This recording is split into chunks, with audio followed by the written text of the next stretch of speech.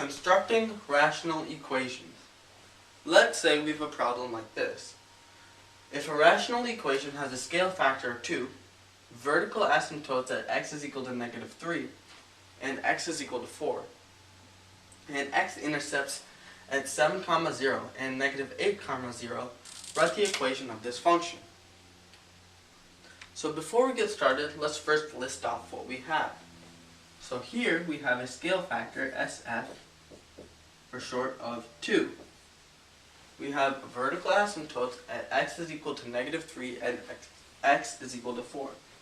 So VA, for short, at x is equal to -3 and 4. And we also have x-intercept at 7, 0 and -8, 0. So x-intercepts are at 7, 0 and -8, 0. So now let's go back and remember what we know about rational equations. So f of x, which is function of x, is equal to, in a rational equation we know it's a fraction with a polynomial on the numerator and a polynomial in the denominator. So in the numerator we remember that we have the scale factor multiplied with x minus the x-intercepts, however many there are, times x minus the wholes, h for wholes, however many there are.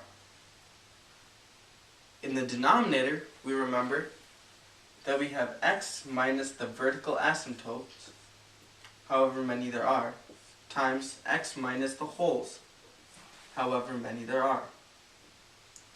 One thing to remember is that the wholes that are in the numerator are the same exact wholes that are on the denominator.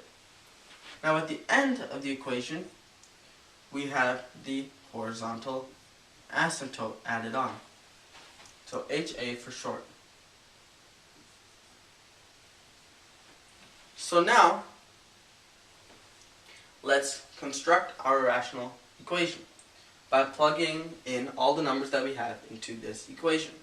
So, it is f of x is equal to, the scale factor is 2 times x minus the x-intercept is the x-intercept is 7, because the x value of the x-intercept is 7, so x minus 7 times x minus -8, which is plus 8. In the denominator, and as we can see we don't have any wholes, so we're just not going to add anything at the end. In the denominator we have x minus the vertical asymptote. The vertical asymptote is at -3, so it's x plus 3 times x minus 4. As we can see, because there's no wholes in the numerator and we're not given any wholes, there are no wholes in the denominator. We can also see that there's no horizontal asymptote given to us, so we're not going to add anything on the end.